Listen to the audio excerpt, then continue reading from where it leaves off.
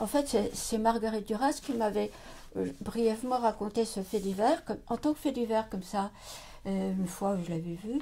Et après, j'ai vu elle l'avait rédigé un petit peu. Et parce que je l'ai retrouvé dans un article de journal, il n'y a pas si longtemps. Et donc, quand elle me l'a raconté, c'était en 1988. Donc, je pense que c'est un fait divers qui remonte à 85. En fait, il est édité chez Paul, P-O-L. Et après, j'ai vu un entretien avec Marguerite Duras au sujet du coupeur d'eau. Et en fait, ça fait partie d'un recueil de récits qui s'appelle La vie matérielle. Donc, c'est le coupeur d'eau. C'était un jour d'été, il y a quelques années, dans un village de l'Est de la France. 4 ans peut-être, 3 ans, l'après-midi. Un employé des eaux est venu couper l'eau chez des gens qui étaient un peu différents des autres, un peu à part, arriérés, disons. Ils habitaient une gare désaffectée, le TGV passait dans la région, que la commune leur avait laissée.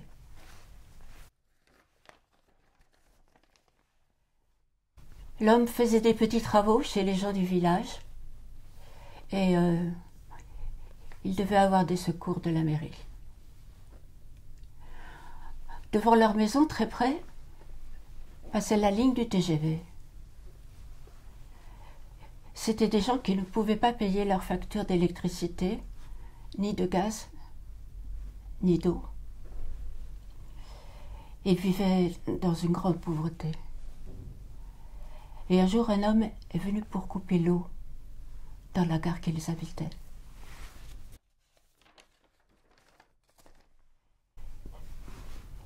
Il a vu la femme silencieuse. Le mari n'était pas là. La femme un peu arriérée, avec un enfant de 4 ans et un autre d'1 an et demi. L'employé était un homme apparemment comme tous les autres hommes. Il a vu que c'était le plein été. Il savait que c'était un été très chaud, puisqu'il le vivait cet été. Il a vu l'enfant d'1 an et demi. On lui avait demandé de couper l'eau. Il l'a fait. Après, il a dit qu'il était venu pour couper l'eau.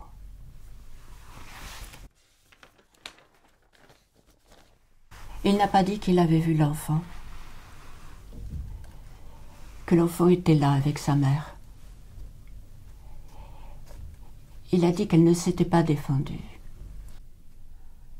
qu'elle ne lui avait pas demandé de laisser l'eau. C'est ça qu'on sait. Elle n'a pas dit à l'employé qu'il avait des enfants. Bien sûr, puisqu'il les voyait, ces enfants. Ni que l'été était chaud, puisqu'il y était dans cet été chaud. Elle a laissé repartir le coupeur d'eau. Elle est restée seule avec les enfants un moment.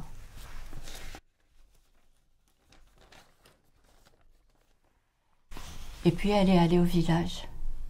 Elle est allée dans un bistrot qu'elle connaissait.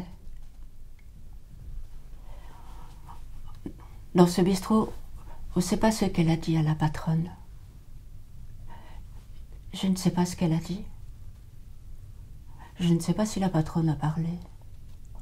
Mais donc, cette femme, dont on croyait qu'elle ne parlerait pas parce qu'elle n'avait jamais parlé, elle a dû parler. Elle n'a pas dû parler de sa décision. Non. Elle a dû dire quelque chose en remplacement de ça, de sa décision. Et qui pour elle en était l'équivalent. Et qui en resterait l'équivalent pour tous ceux qui apprendraient l'histoire après.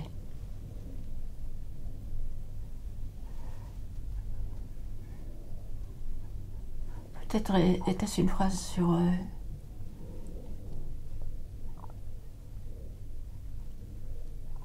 sur la chaleur.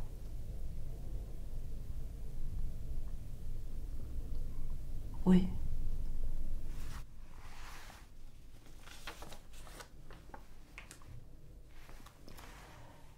Le soir, quand le mari est rentré, ils ont pris chacun un enfant dans leurs bras. L'enfant de 4 ans et celui d'1 an et demi. Et ils sont allés s'allonger sur les rails du TGV. Et ils ont attendu que le train passe. Là, c'est Marguerite qui parle. Ça fait partie des entretiens qu'elle dit après.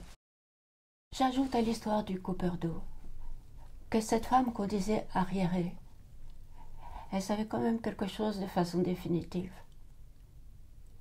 C'est qu'elle ne pourrait jamais plus, de la même façon qu'elle n'avait jamais pu, compter sur quelqu'un pour la sortir de là où elle était avec sa famille.